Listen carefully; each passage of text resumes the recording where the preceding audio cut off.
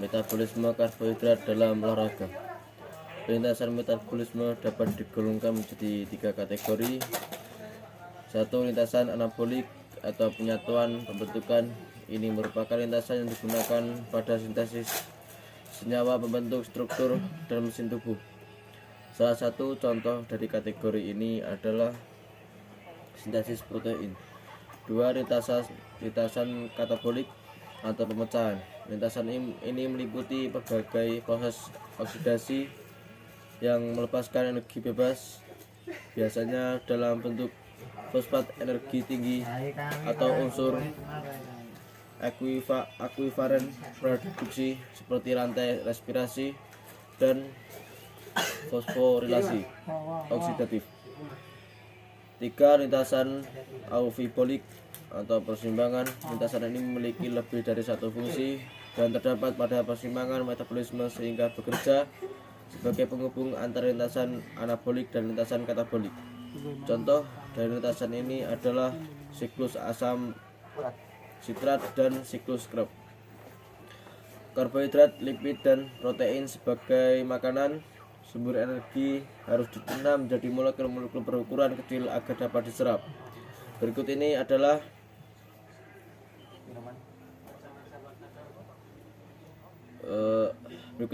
hasil akhir pencernaan nutrien tersebut. Hasil pencernaan karbohidrat monosakarida terutama glukosa, hasil pencernaan lipid, asam lemak, gliserol dan gliserida, hasil pencernaan protein, asam amino. Pentingnya glukosa. Glukosa merupakan karbohidrat terpenting. Dalam bentuk glukosalah massa karbohidrat makanan diserap ke dalam aliran darah, atau ke dalam bentuk glukosalah karbohidrat dikonveksi di dalam hati serta dari glukosalah semua bentuk karbohidrat dan lain dalam tubuh dapat bentuk glukosa merupakan bahan bakar metabolik utama bagi manusia dan bahan bakar universal bagi janin.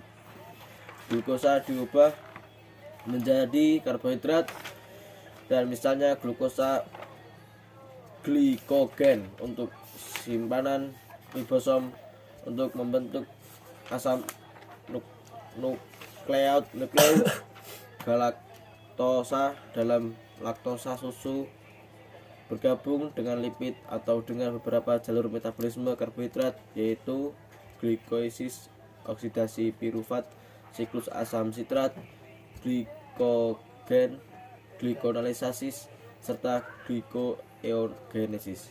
Secara singkat, jalur-jalur metabolisme karbohidrat dijelaskan sebagai berikut. Yang pertama, glukosa sebagai bahan bakar utama metabolisme akan mengalami glikosis atau dipecah menjadi 2 pirufat jika terjadi oksidan. Dalam tahap ini dihasilkan sebagai berupa ATP. Selanjutnya masing-masing pirufat dioksidasi menjadi asetil CoA. Dalam tahap ini dihasilkan energi berupa ATP.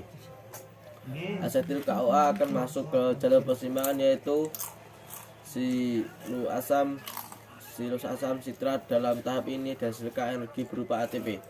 Jika sumber glukosa berlebihan melebihi kebutuhan energi kita, maka glukosa akan tidak dipecah, melainkan akan dirangkai menjadi